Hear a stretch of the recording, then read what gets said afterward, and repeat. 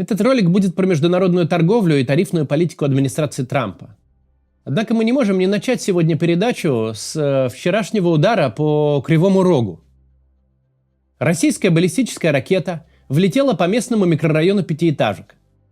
Минобороны России заявила, что целью было некое место проведения крупного совещания офицеров ВСУ и иностранных советников. Отрапортовали, что уничтожили не менее 85 военнослужащих и 20 единиц автотранспорта. Впоследствии уже в печати появилась версия, что совещание якобы проходило в криворожском ресторане «Мегалан».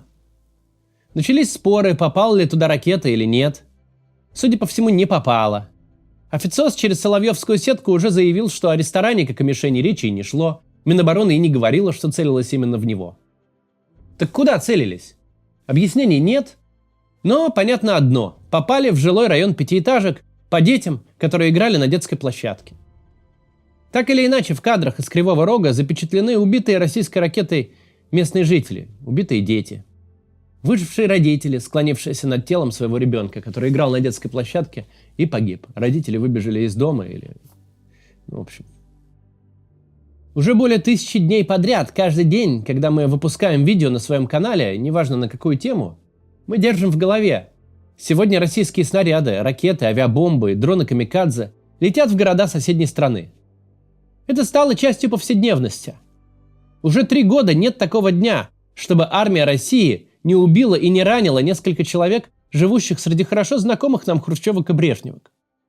Панельные дома с выбитыми окнами, проломами на месте несущих стен, с воронками во дворах стали для украинских городов, особенно на востоке страны, неотъемлемой частью городских пейзажей. Повседневные обстрелы, повседневные убийства нескольких человек за вечер уже давно не попадают в большие сводки новостей. О них лишь каждый день пишет местная пресса. Так же буднично, как до войны писала о происшествиях на дорогах города. После нескольких лет войны внимание привлекают лишь отдельные, наиболее смертоносные атаки. И такой как раз стало вчерашнее по Кривому Рогу. На момент записи ролика сообщалось, что 19 человек погибли, и 9 из них дети. Около 50 криворожан были ранены. Дети есть и среди них.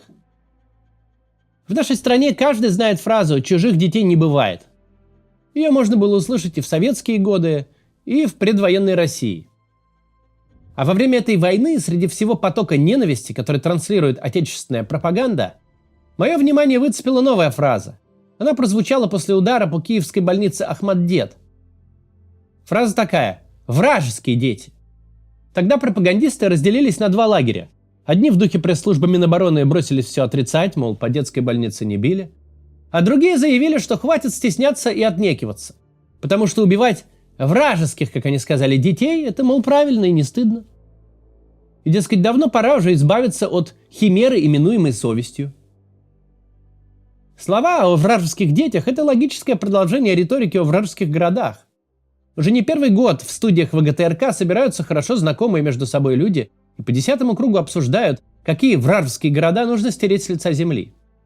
Киев, Харьков, Одессу и так далее. Одни обсуждают это в студиях, другие в меру возможности реализуют на практике. В зависимости от типа оружия нажимают на кнопку «Пуск», жмут на гашетку, тянут за рычаг, запускают в небо беспилотники. Такие удары по городской застройке – это преступление. И преступление совершенно бессмысленное. Оно ничего не дает армии агрессора, не обеспечивает никакого преимущества на поле боя. Армия просто убивает и калечит людей в городах Украины, преимущественно в русскоязычных городах, только чтобы убивать и калечить людей, и все. Я не знаю, какой именно был мотив конкретно вчера. Целились ли во что-то и промахнулись, или же просто в очередной по счету раз ударили по родному городу Зеленского, и в таком случае не промазали. Так или иначе, погибли и были ранены много мирных горожан, очень похожих на нас, живущих в таких же, как и мы, постсоветских микрорайонах. Вчера погибли и пострадали много детей. В меньших же масштабах подобное происходит каждый день. Сделать с этим сейчас мы ничего не можем, но хотя бы можем об этом говорить. Перейдем к нашему сегодняшнему ролику.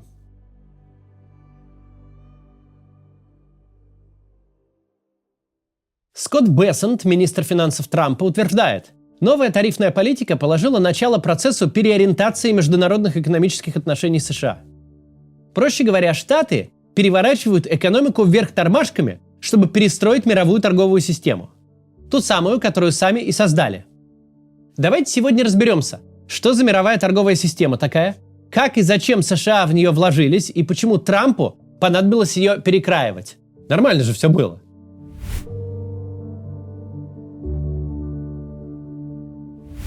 Современный мир уже как лет 30 перешел от локального к глобальному разделению труда.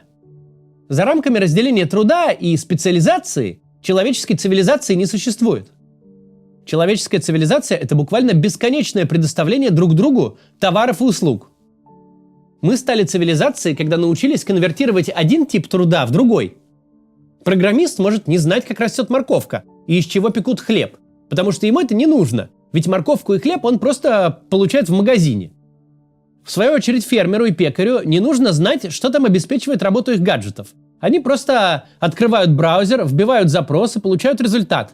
Невидимые волшебные программисты все уже сделали за них. Узкая специализация позволяет нам достигать невозможных без нее высот. Позволяет инженеру-ракетчику выводить спутники на орбиту, не отвлекаясь на охоту за бизоном. С другой стороны, если этого инженера выкинуть в самую благоприятную и изобильную дикую природу, где его далекий предок жил бы как в раю, он там сразу помрет, не сумев отличить съедобное растение от ядовитого, развести огонь и поймать даже самого неторопливого вомбата. Мировое разделение труда прошло по тому же принципу. Внезапно оказалось, что очень эффективно и выгодно каждому делать то, что у него получается лучше всего. Нет нужды пытаться обеспечить себя всем на свете. Пытаться выращивать бананы, если в вашем климате они плохо растут. Ваша страна может иметь отличную систему образования и гораздо лучше выращивать инженеров, чем бананы, а потом продавать труд инженеров туда, где бананы растут, только срывать успевай. Если главное преимущество вашей страны – красивое море, мягкий климат и историческая архитектура, лето круглый год, свежая рыба и морепродукты, которые можно прямо с берега ложкой черпать, то идея удариться в нефтехимическую промышленность или металлургию кажется очень странной. Да, у вас будут собственные рельсы и пластиковые стаканчики, но туристы вряд ли оценят жирный от заводских выбросов воздух и креветок с привкусом ацетона. У каждой страны есть сравнительные преимущества – географические, культурные, социальные, институциональные. Страна может быть очень удачно, например, расположена для транзита. В ней может быть очень образованное население. Где-то можно 3 урожая в год собрать, а где-то избыток рабочих рук. Где-то природа красивая, где-то архитектура. У одних фантастическая научная база, у других правовая система 1000 лет развивалась, и все хотят там хранить деньги и судиться. Каждой стране имеет смысл максимально вкладываться в свои преимущества и не растрачивать ресурсы на то, что получается не очень хорошо. Стране, где 9 месяцев зима, а почва сплошные камни и песок, но посреди всего этого великолепия есть нефть, такой стране нужно развивать нефтехимическое производство, а не пытаться конкурировать в сельском хозяйстве с черноземными соседями. От такой конкуренции проиграют все. Глобальное разделение труда тут произвело тот же эффект, что локальное. Ту же обоюдную пользу. Преуспеть так же, как отдельный человек, может любая страна. Вот в человеческом обществе стали возможны Шелдоны Куперы, фундаментально не приспособленные к жизни особи, которые преуспевают в чем-то одном, причем совершенно непрактичном в повседневной жизни, типа разгадывания тайн Вселенной. А во всем остальном они настолько беспомощные, что в прошлой эпохе не дотянули бы до взрослого возраста. Но с другой стороны, что-то одно они умеют настолько хорошо, что человечество с удовольствием пользуется их странным мозгом. Так и в мире. Страны, расположенные у черта на куличках, исторические последний хрен без соли доедавшие, у которых нет ни климата, ни ресурсов, ни населения, такие страны получили возможность стать для мира чем-то полезным. Например, развить законодательство и налоговую систему таким образом, что все на свете корпорации там откроют штаб-квартиры, и хронически нищая Ирландия превратится в страну, превосходящую любую нефтяную монархию по ВВП на душу населения. Понятное дело, что у мира, где каждый делает то, что у него получается лучше всего, у мира, без которого не было бы современного потребительского изобилия, никаких айфонов, никакой массовой автомобилизации, никаких свежих ананасов зимой в Якутске и креветок в московских ресторанах, у такого мира есть свой побочный эффект. Все становятся зависимы от всех. Допустим, вы, как Соединенные Штаты, в результате глобализации остались без промышленности. В современном мировом разделении труда вы отвечаете за новые идеи и технологии, а реализуют их на производственных мощностях в Индии и Китае. Что с вами будет в случае войны с тем же Китаем? Вам дадут прикурить.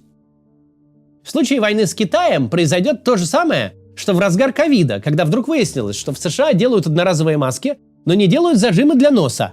А эти кусочки проволоки абсолютно примитивный товар, но в производстве маски необходимый. И приезжают они из Китая. Обнаружится, что США замечательно разрабатывают новые чипы, необходимые для современного оружия. Но сами чипы либо вообще не делают, либо делают недостаточно. Обнаружится, что если из цепочки производства изъять своего нынешнего врага, то американцам придется воевать каменными копьями, ведь для производства металлических наконечников нужна металлургия. А она тоже вся куда-то в Азию уехала, к дешевому труду. Именно о такой реальности говорит команда Трампа. Никто не спорит, что глобальный мир сделал всех богаче. Но проблема в том, что стоит только чьему-то правительству сойти с ума и начать глобальную войну, и США со своими прекрасными штаб-квартирами корпораций, наполненными высокооплачиваемыми хипстерами, останутся совершенно беспомощными. Идея команды Трампа в том, что утрата собственного производства, самостоятельности и самодостаточности собственной экономики – это утрата суверенитета. Что если вы мозговой и технологический придаток Китая, а Китай ваш придаток производственный, то те, у кого есть руки, всегда наваляют тем, у кого есть мозги. К этому побочному эффекту можно относиться по-разному. С одной стороны, можно сказать, ровно такая зависимость последние 80 лет предохраняет мир от войн. Трудно воевать между собой странам, если в одной танк придумали, в другой начертили, третья руду добыла, четвертую в сталь ее переплавила, пятая собрала корпус, шестая поставила двигатель. Если я делаю порох, а вы пули, то нам не просто будет друг в друга стрелять. Но команда Трампа эту реальность воспринимает с другой стороны, как угрозу, для ликвидации которой можно пожертвовать всем. И вся их нынешняя политика последовательно направлена на это, на возвращение США экономического суверенитета.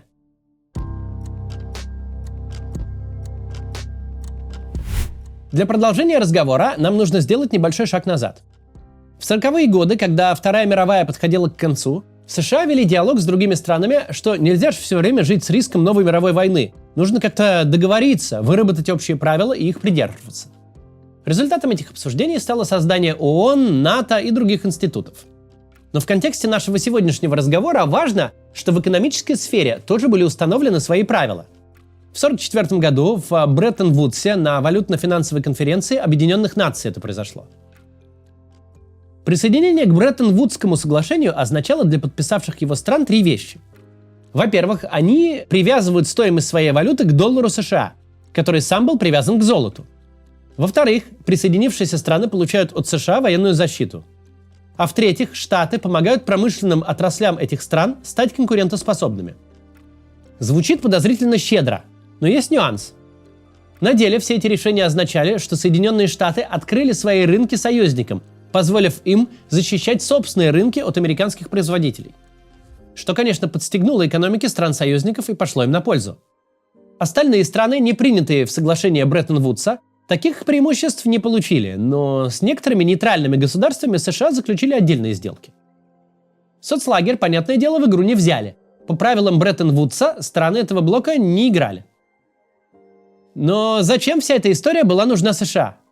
Какое государство в здравом уме будет заключать соглашение, по которому должно давать партнерам преимущества и защищать их, а те ничего взамен делать не обязаны? Что получили от Бреттон-Вудского соглашения сами Штаты? Во-первых, в тот момент Штаты вели глобальную борьбу с коммунизмом, опасались новой мировой войны и остро нуждались в союзниках, которых в итоге и получили. Во-вторых, Бреттон-Вудская система сделала доллар США мировой резервной валютой. Это огромная выгода. Спрос на доллары рос, а следовательно, США могли позволить себе производить все больше долларов на экспорт. Отныне США могли тратить на международном рынке больше, чем зарабатывали. Любую другую страну такой расклад привел бы к валютному кризису. А Америке и ее доллару пошел на пользу. Спрос рос, США печатали новые доллары, тратили их, и система оставалась более-менее в балансе. Но проблемы все же возникли. Я уже упоминал, что по понятным правилам, принятым в Бреттон-Вудсе, доллар был привязан к золоту. Со временем сложилась такая ситуация. Мировая экономика растет, вместе с ней увеличивается потребность в долларах, а значит и в золоте. Но количество золота не росло так же быстро, как экономика. США оказались перед развилкой: продолжать создавать доллары, то есть разрушать золотой стандарт, подрывать к нему доверие, или сохранять золотой стандарт, остановить производство новых долларов, а значит затормозить мировой экономический рост. Стало ясно, мир вырос из Бреттон-Вудской системы. В 1971 году США приостановили гарантированный обмен доллара на золото, а в начале 80-х передоговорились с союзниками насчет экономических правил и международной торговли. Так в мире установился неолиберальный мировой порядок. Разберем по пунктам, о чем речь. Во-первых, неолиберальный мировой порядок – это снижение тарифов. Протекционизм вышел из моды.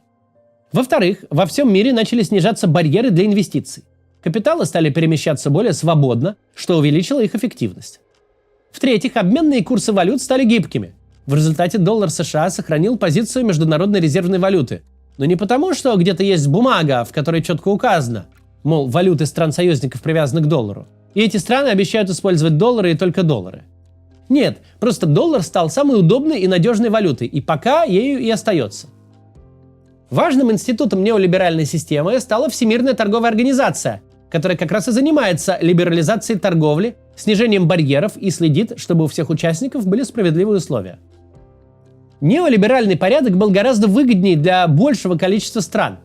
Играй по правилам и получишь доступ к рынку США, к надежной банковской системе в долларах, а бонусом военно-морские силы США позаботятся о безопасности мирового судоходства. Сплошные плюсы. Для США это тоже было очень выгодно. Теперь курс доллара мог свободно расти и рос, ведь спрос не уменьшался. Сильный доллар сделал США еще богаче, позволил содержать огромную армию и современную. Но была и обратная сторона медали. Производство в США стало намного дороже, чем в любой другой стране. Барьеры для инвестиций в соответствии с новым порядком стали минимальными, и промышленность переместилась из США в другие страны. В тот же Китай, например. С неолиберальной точки зрения это не проблема вообще, а наоборот всеобщий выигрыш. Выиграли инвесторы, переместившие свой капитал в более эффективную локацию. Выиграла мировая экономика, в которой стало производиться больше товаров. Выиграли потребители, в том числе американские, которые стали получать товары по более низким ценам. Но проиграли рабочие, которых уволили с позакрывавшихся предприятий. А еще забеспокоились военные. Как ни строй мир, в котором выгодно торговать, а не воевать, все равно никаких гарантий нет. Может, завтра еще у какого-нибудь диктатора зачешется историческая справедливость. И привет! Отступать некуда, позади Тайвань. А у США, напомним, почти нет собственной промышленности. Даже трусы да гайки придется заказывать в Китае. Так что Трамп, как только пришел к власти еще в 2016 году, сразу же начал свою первую торговую войну. Повысил пошлины против Китая. Китай тоже в долгу не остался и ввел пошлины против Америки. Американской промышленности это не помогло примерно никак. Ее как не было, так и не прибавилось. Китаю, судя по всему, все эти меры тоже не особо понравились. Как росла обрабатывающая промышленность, так и продолжила расти. А пошлина оказалось сравнительно легко обойти, нарастив экспорт из Китая во Вьетнам и Мексику, а уже оттуда в США. Один в один история с белорусскими креветками, когда европейские продукты, забаненные Москвой, потоком пошли через Минск. Нельзя сказать, что демократы не считали деиндустриализацию США проблемой. Считали. И еще как. Правда, Байден во время своего президентства попробовал другой подход. Не облагать пошлинами конкурентов, а субсидировать местных производителей. И вроде даже помогло. В США началось строительство новых заводов. Но вливания денег понадобились такие, что дефицит бюджета резко увеличился. Словом, не одно, так другое. Получили источник бесконечных ресурсов, сделав доллар глобальной резервной валютой, курс доллара взлетел, люди стали богатые очень в Америке, и страна лишилась промышленности. Пробовали развернуть тренд, вернуть производство в Америку, ничего не помогает, пока доллар растет и заставляет дорожать труд и ресурсы внутри страны.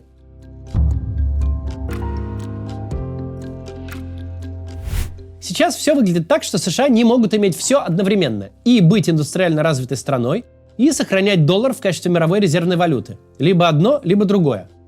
Или, может быть, нет? Стивен Миран, главный экономический советник Трампа, предложил план, при котором можно будет все и сразу. И, возможно, нынешний тарифный хаос – часть плана. В чем же он состоит? Сразу оговорюсь, это все предположения и спекуляции, но отчасти обоснованные. Сейчас Трамп вводит тарифы и врагам, и друзьям. Демонстрирует, что все на полном серьезе, и его ничего не остановит. Спад фондового рынка переживем. Инфляция – проблема в экономике. Да, тоже переживем, это временно. Да, Трамп создает проблемы всем, и себе, и союзникам, и остальному миру. Но, во-первых, не будет никаких китайских товаров из Мексики. Если пошлины наложены на всех, даже на пингвинов, значит, обойти их будет невозможно. А во-вторых, Трамп создал проблемы, Трамп может их и решить. У него появляется пространство для торга.